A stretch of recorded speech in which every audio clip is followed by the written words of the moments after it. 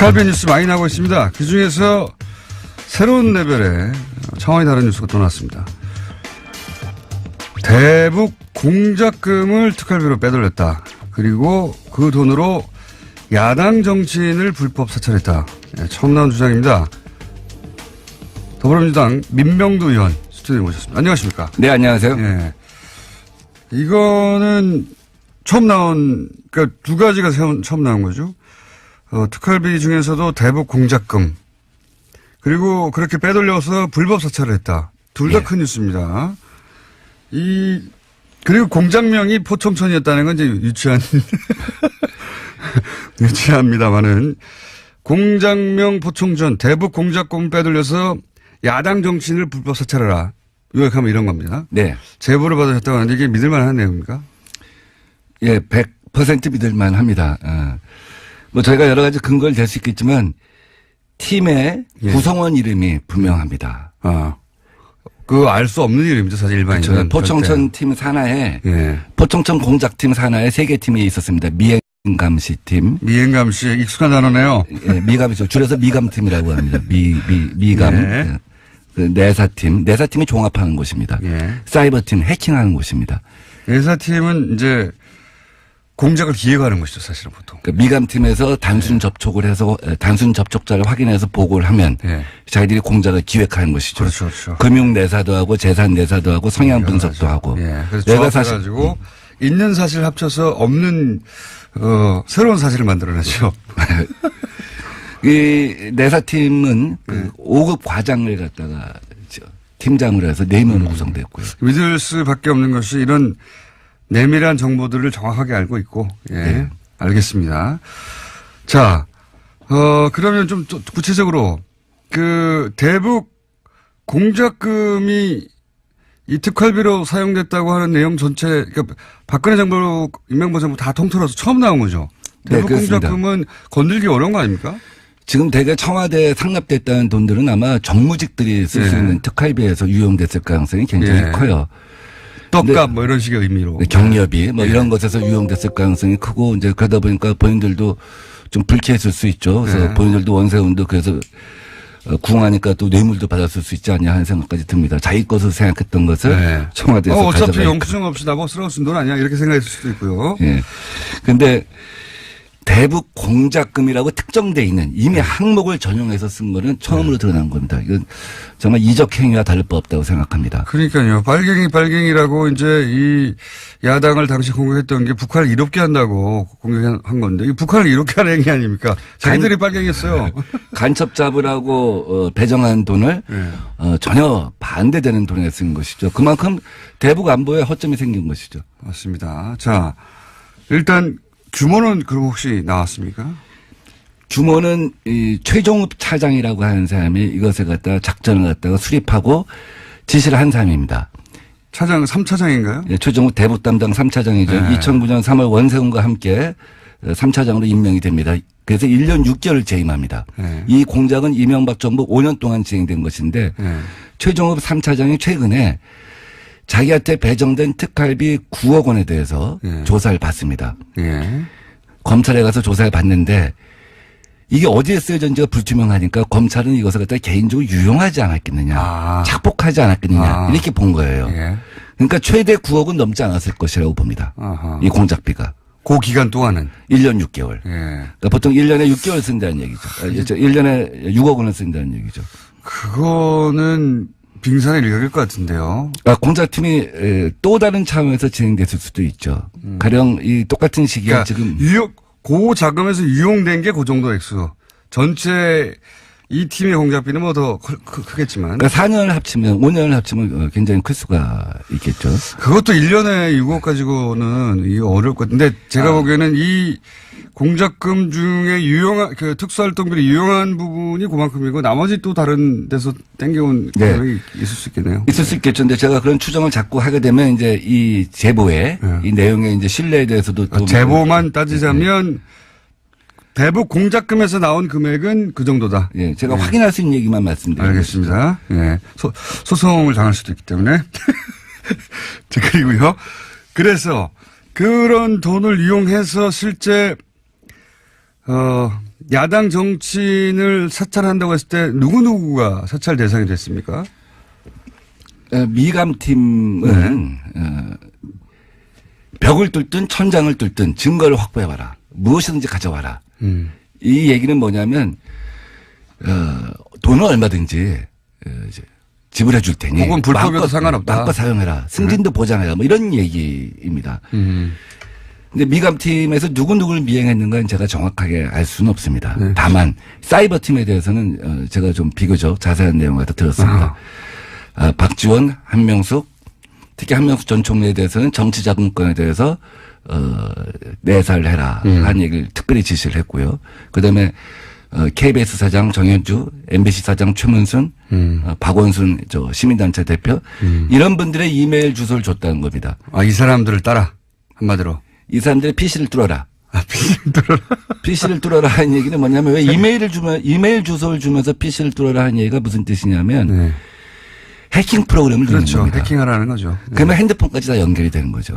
사실은. 그러니까 그 이후에는 수시로 개통 라인을 무시하고 수시로 이메일 어드레스가 왔다는 겁니다. 이 사람들은 이메일 어드레스의 주인이 누군지는 몰라요. 그러면 이제 추적해서 알게 되는 거죠. 예. 추적해서 자기들의 특이사항만 정리해서 보고를 하는 것이죠. 근데 가만히 보니까 나중에 보니까 이게 2012년 총선 임박해서는 당시에 여당 관계자들도 많더라는 거예요. 여당 관계자들도 있었다. 그러니까 어떻게 보면 공천을 앞두고 정적을 제거하려고 한다든지 속아내려고 한다든지. 정권의 이명박 정부의 말을 잘 안 듣는 여당 인사들이었겠죠 아마도. 그래서 사이버 팀도 그걸 특정할 수는 없는데 조사를 해보니까 이게 전방위적이구나. 여당 야당 가리지 않는구나. 심지어 애인들도 하는 거야. 그 사람 표현대로 하면 애인들도 조사를 하는구나. 애인들 약점을 잡으려고 하는 거죠. 여기서 애인이란 말은 여기서 애인이란 말은 이제 우리 편도 조사하는구나. 그렇군요. 여당을 조사하는구나. 그런 의미로 얘기를 하더라고요. 아니 근데 사실 실제로 이렇게 소위 미행하고 내사하다 보면 그분들의 애인들도 자연스럽게 만나게 되니까 사찰이 되겠죠. 예. 그래서 이제 이 사이버 팀은 주로 원래 있던 산업 스파이 담당들이 일을 합니다. 해커. 예. 전문 해커들이 동원돼서 그렇겠죠. 하는 것이죠. 당연히. 예. 미감팀은 아무래도 전문 요원들이 해야 되죠. 일정한 거리를 두고 해야 되고. 근데 미감팀이 외부에 사무실을 두지는 않았고 막교대로 해가면서 일을 진행했다고 합니다. 저는 이 미행팀들을 몇 번 마주친 적이 있어요. 그래요? 나중에 기회가 되면 어떤 행색인지, 여러 가지 작업복을 입고 나타납니다. 저도 옛날에 2번 수배 생활을 하는 동안 오랫동안 미행감시를 당한 적이 있어서 익숙합니다. 그 풍경에 대해서는. 뜻밖의 장소에서 마주치게 되죠. 자, 그러면 이분들을 북한 공작금을 특수활동비를 이용해서 사찰한 것은 명백한 거네요. 확인된 거네요, 사실상. 예. 대북 공작국에 가장체 운영비라고 하는 항목이 있습니다. 무엇을 가장한다는 것이죠. 회사 같은 것으로 위장을 해갖고 사무실을 운영하면서 공작을 하는 것이죠. 프론트 회사라고 하죠. 이 가장체 운영비가 100% 집행되지는 않습니다. 이 중에 불용된 것들을 갖다가 최종욱 3차장이 오랜 국정원 근무 경력으로 눈여겨본 거죠. 이걸 전용하면 되겠구나. 근데 이것을 곧바로 방첩국에 넘겨갖고, 방첩국은 이제 외삼의 산업 스파이 담당하는 곳인데, 곧바로 전용을 하게 되면 문제가 생길 수밖에 없지 않겠습니까? 내부에서 예상관이나 이런 사람들이 일단 저항을 하게 됩니다. 그렇죠. 이건 아니다. 그래서 일단. 어떻게 대북을 빼돌려서 야당을 사찰하냐, 이렇게 나올 수 있으니까요. 그렇죠. 그래서 용도 세탁을 합니다. 항목 세탁을 합니다. 유력 정치인 해외 비자금 은닉 실태 조사. 이렇게 하면 약간 좀 모호하잖아요. 그렇죠. 국정원 사람들이 생각할 때 유력 정치인 중에 북한하고 연결되는 사람도 있겠지. 그 사람들의 생각에는. 그래서 일단 항목을 갖다 위장해놓고 요것을 갖다 방첩국에서 쓰게 하는 것이죠. 이거는 정말 내부 인사가 아니면 나올 수 없는 이야기네요. 그렇게까지 했다는 거는 어떻게 알겠습니까? 내부 제보가 아니면. 그래서 이제 주로 쓰인 돈이 경력이라고 합니다. 경력금. 경력금이 제일 중요한 항목 중 하나고 또 내사팀이나 미감팀이 이제. 너 미행했으니까 또 항목이 없으니까 경력금으로 줬다. 중요한 성과를 냈다. 중요한 성과를 내면 경력금을 갖다 얼마 줄지 모르겠습니다만 성과에 따라 다르겠죠. 인센티브 성과급이겠죠. 그다음에 그 접촉자. 예. 접촉자에 대한 사례비라고 하는 것이 있습니다. 접촉자. 이게 이제 이른바 이제 망원 같은 개념이죠. 이제 빨대. 확실히 포섭되면 망원이고, 예. 그쪽 그렇죠. 용어로 하면 빨대고. 빨대죠, 빨대. 빨대라고 또 이쪽 그 정보권 용어로 하면 망원이라고 하죠. 예. 그 사람들한테 사례비도 있고, 예. 그러면 프락치라고도 했었죠. 지금도 하고 있고. 이러면 이 내용이 그 원세훈 원장에게 보고되고 이명박 전 대통령에게 보고되고 하는 사실은 혹시 확인하신 바 있습니까? 그러니까 일정 시점이 지나면 그러니까 마구잡이로 오다가 내려왔다고 합니다. 이메일 어드레스가. 원장 비서실에서 내려오기도 하고. 원장 비서실이면 뭐 당연히 예. 원세훈 원장이 알았겠네요. 또 3차장한테 내려오기도 하고. 예. 그래서 국정원은 사실 약간 좀 위장 조직 비스듬해 갖고 우리가 생각할 수 있는 거랑 그 직급의 규모가 좀 다릅니다. 예. 그러니까 국실이 제일 1급 부서입니다. 예. 그 다음에 단, 뭐 사단 이런 그 우리 심리전 전단. 이런 것처럼 예. 그 밑에가 실 밑에 단. 단 예. 있고 단 밑에 처가 있습니다. 예. 우리가 국가보훈처 하면 장관급 부서 아닙니까? 그 밑에 네. 처가 있는데 이렇게 마구잡이로 지시가 내려오고 불법적인 지시가 내려오니까 이 단장 밑에, 그러니까 이 단장급 작전이거든요. 포청천 작전은 단장급 작전인데 그 밑에는 처장이 나한테 보고하지 마라. 나는 관계없는 일이다. 이게 불법이 명백하니까. 그렇죠. 나중에 큰일 난다 하는 생각을 네. 한 거죠. 그럼에도 불구하고 마구잡이로 이메일 주소가 내려왔는데 어떤 때는 이 라인을 무시하고 단장을 무시하고 직접 원장 비서실에서 이거 알아봐. 이 이메일 알아봐. 그래서 자기들이 추정컨대 일정 시점이 지나서 보니까 뭐 애인 적분 가릴 것 없이 막 조사하는데 어떤 경우에 원장이 누구 점심 때 만나서 유력 정치인이 이 사람 좀 알아봐 하면 그거 알아봐 주고 이런 것이 아니었나 싶을 정도로 개인 흥신소 비슷해지지 않나 하는 생각이 들었다는 겁니다.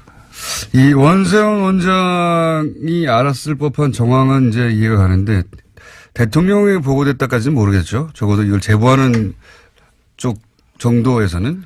근데 국정원에 예. 아까 말씀드린 처단 국실에서 자체적으로 하는 업무에 대해서는 대통령한테 보고할 필요는 없습니다. 그렇죠. 결과만 알려면 되니까. 근데 원장이나 예. 차장이 진행한 업무에 대해서는 대통령한테 보고를 한다고 합니다.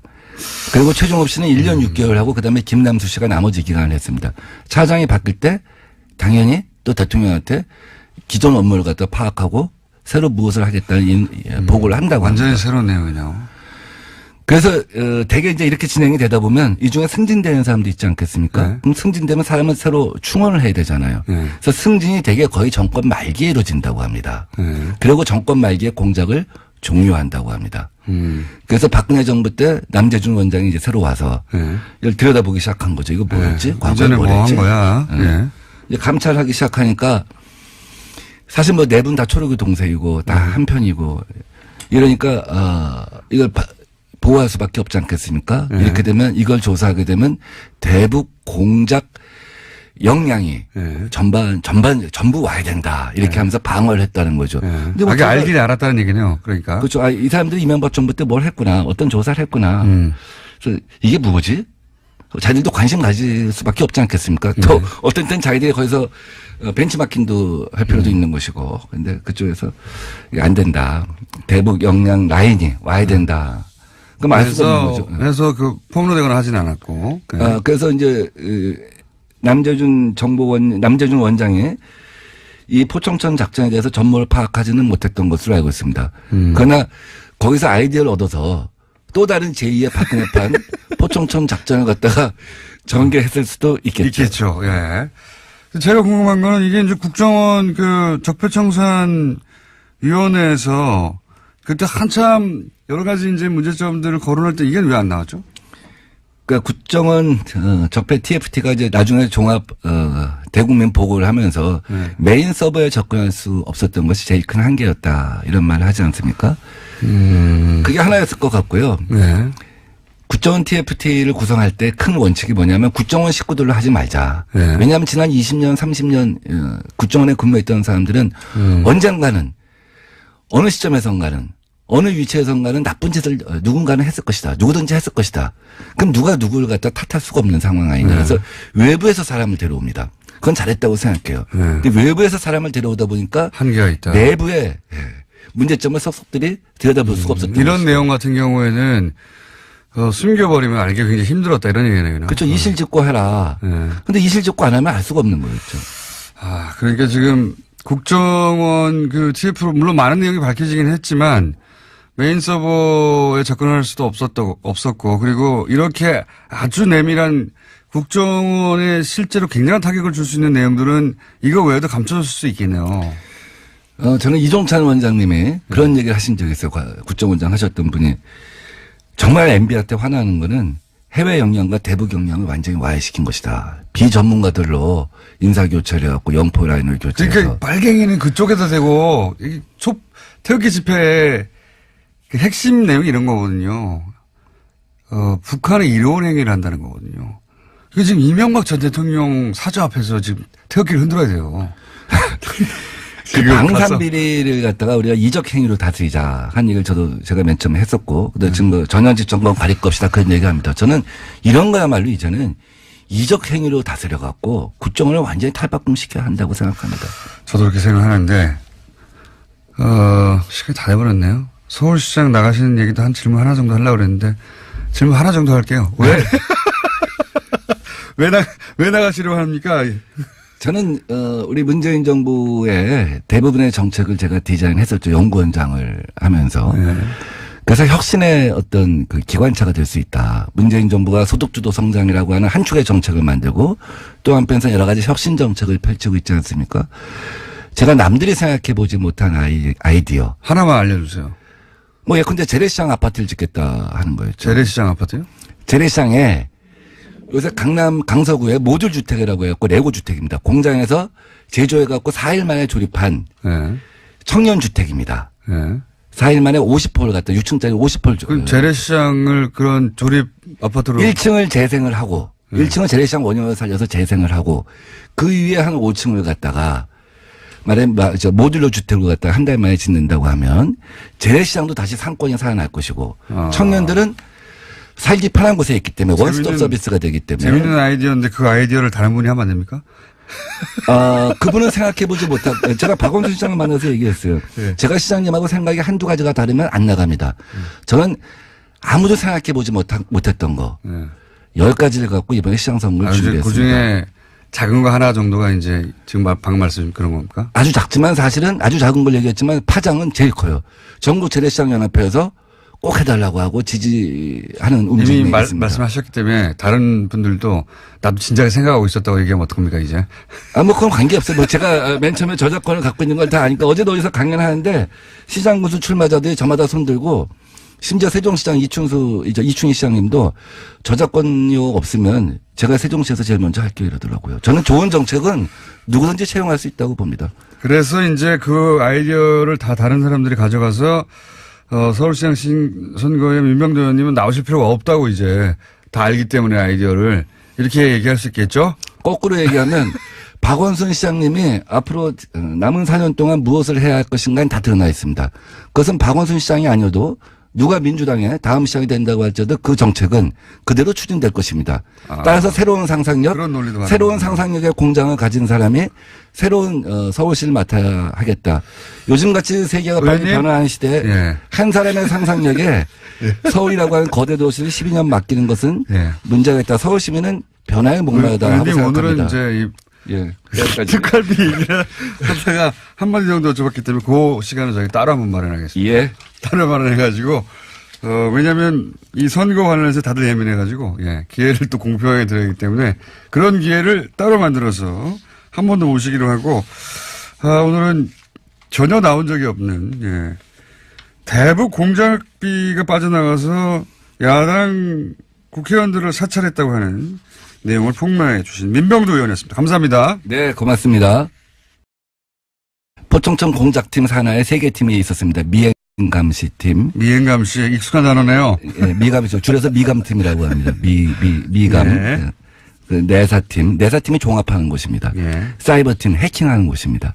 내사팀은 이제 공작을 기획하는 것이죠, 사실은 보통. 그러니까 미감팀에서 단순 접촉을 해서 단순 접촉자를 확인해서 보고를 하면 자기들이 공작을 기획하는 것이죠. 그렇죠. 금융 내사도 하고 재산 내사도 하고 성향 분석도 하고. 그래서 내가 가지고 있는 사실 합쳐서 없는 새로운 사실을 만들어내죠. 이 내사팀은 그 5급 과장을 갖다가 팀장으로 해서 4명으로 구성됐고요. 믿을 수밖에 없는 것이 이런 내밀한 정보들을 정확하게 알고 있고, 예. 네. 알겠습니다. 자, 그러면 좀 구체적으로 그 대북 공작금이 이 특활비로 사용됐다고 하는 내용 전체, 그러니까 박근혜 정부, 이명박 정부 다 통틀어서 처음 나온 거죠. 대북 네, 그렇습니다. 공작금은 건들기 어려운 거 아닙니까? 지금 대개 청와대에 상납됐다는 돈들은 아마 정무직들이 쓸 수 예. 있는 특활비에서 유용됐을 가능성이 굉장히 예. 커요. 떡값 뭐 이런 식의 의미로. 네, 경력이 뭐 이런 것에서 유용됐을 가능성이 크고 이제 그러다 보니까 본인들도 좀 불쾌했을 수 있죠. 그래서 네. 본인들도 원세훈도 그래서 궁하니까 또 뇌물도 받았을 수 있지 않냐 하는 생각까지 듭니다. 자기 것으로 생각했던 것을 네. 청와대에서 어차피 가져가니까. 영수증 없이 나보고 쓰러울 돈 아니야 이렇게 생각했을 수도 있고요. 예. 근데 대북 공작금이라고 특정돼 있는 이미 항목을 전용해서 쓴 거는 처음으로 드러난 겁니다. 이건 정말 이적 행위와 다를 바 없다고 생각합니다. 그러니까요. 빨갱이라고 이제 이 야당을 당시 공격했던 게 북한을 이롭게 한다고 공격한 건데 이 북한을 이롭게 하는 행위 아닙니까? 자기들이 빨갱이였어요. 간첩 잡으라고 배정한 돈을 네. 전혀 반대되는 돈에 쓴 것이죠. 그만큼 대북 안보에 허점이 생긴 것이죠. 맞습니다. 자, 일단 규모는 그럼 혹시 나왔습니까? 규모는 이 최종욱 차장이라고 하는 사람이 이것을 갖다가 작전을 갖다가 수립하고 지시를 한 사람입니다. 차장 3차장인가요? 예, 최종욱 대북 담당 3차장이죠. 네. 2009년 3월 원세훈과 함께 3차장으로 임명이 됩니다. 그래서 1년 6개월 재임합니다. 네. 이 공작은 이명박 정부 5년 동안 진행된 겁니다. 특활비 뉴스 많이 나오고 있습니다. 그중에서 새로운 레벨의 차원이 다른 뉴스가 또 나왔습니다. 대북 공작금을 특활비로 빼돌렸다. 그리고 그 돈으로 야당 정치인을 불법 사찰했다. 예, 처음 나온 주장입니다. 더불어민주당 민병두 의원 스튜디오에 모셨습니다. 안녕하십니까? 네, 안녕하세요. 예. 이거는 처음 나온, 그러니까 두 가지가 처음 나온 거죠. 특활비 중에서도 대북 공작금. 그리고 그렇게 빼돌려서 불법 사찰을 했다. 둘 다 큰 뉴스입니다. 그리고 공장명이 포청천이었다는 건 이제 유치합니다만은 공장명 포청천 대북 공작금 빼돌려서 야당 정치인을 불법 사찰하라. 요약하면 이런 겁니다. 네. 제보를 받으셨다고 하는데 이게 믿을만한 내용입니까? 예, 100% 믿을만 합니다. 뭐 저희가 여러 가지 근거를 댈 수 있겠지만 팀의 예. 구성원 이름이 분명합니다. 그 알 수 없는 이름이죠, 사실 일반인은. 그렇죠. 포청천 팀 산하의 예. 것인데 예. 최종욱 3차장이 최근에 자기한테 배정된 특활비 9억 원에 대해서 예. 조사를 받습니다. 예. 검찰에 가서 조사를 받는데 이게 어디에 쓰여졌는지가 불투명하니까 검찰은 이것을 갖다 개인적으로 유용하지 않았겠느냐. 착복하지 않았겠느냐. 이렇게 본 거예요. 예. 그러니까 최대 9억은 넘지 않았을 것이라고 봅니다. 아하. 이 공작비가. 그 기간 동안은. 1년 6개월. 예. 그러니까 보통 1년에 6개월 쓴다는 얘기죠. 1년에 6억 원을 쓴다는 얘기죠. 그거는 빙산의 일각일 것 같은데요. 공작팀이 또 다른 차원에서 진행됐을 수도 있죠. 가령 이 똑같은 시기에 그러니까 지금. 고 자금에서 유용된 게 그 정도 액수. 전체 이 팀의 공작비는 뭐 더 크겠지만. 그러니까 4년을 합치면 5년을 합치면 굉장히 클 수가 있겠죠. 그것도 1년에 6억 가지고는 이게 어려울 것 같은데 제가 보기에는 이 공작금 중에 그 특수활동비로 유용한 부분이 그만큼이고 나머지 또 다른 데서 땡겨온 네. 금액이 있을 수 있겠네요. 있을 수 있겠죠. 근데 제가 그런 추정을 자꾸 하게 되면 이제 이 제보에 이 내용의 이제 신뢰에 대해서도 또 제보만 따지자면 대북 공작금에서 나온 금액은 그 정도다. 예, 제가 확인할 수 있는 얘기만 말씀드립니다. 알겠습니다. 예. 소송을 당할 수도 있기 때문에. 자, 그리고요. 그래서 그런 돈을 이용해서 실제 야당 정치인을 사찰한다고 했을 때 누구누구가 사찰 대상이 됐습니까? 미감팀은 벽을 뚫든 천장을 뚫든 증거를 확보해와라. 무엇이든지 가져와라. 이 얘기는 뭐냐면 돈은 얼마든지 이제 지불해 줄 테니 혹은 불법이어도 상관없다. 마음껏 사용해라. 승진도 보장해라. 뭐 이런 얘기입니다. 근데 미감팀에서 누구누구를 미행했는가는 제가 정확하게 알 수는 없습니다. 다만 사이버팀에 대해서는 제가 좀 비교적 자세한 내용을 들었습니다. 박지원, 한명숙, 특히 한명숙 전 총리에 대해서는 정치자금권에 대해서 내사를 해라 하는 얘기를 특별히 지시를 했고요.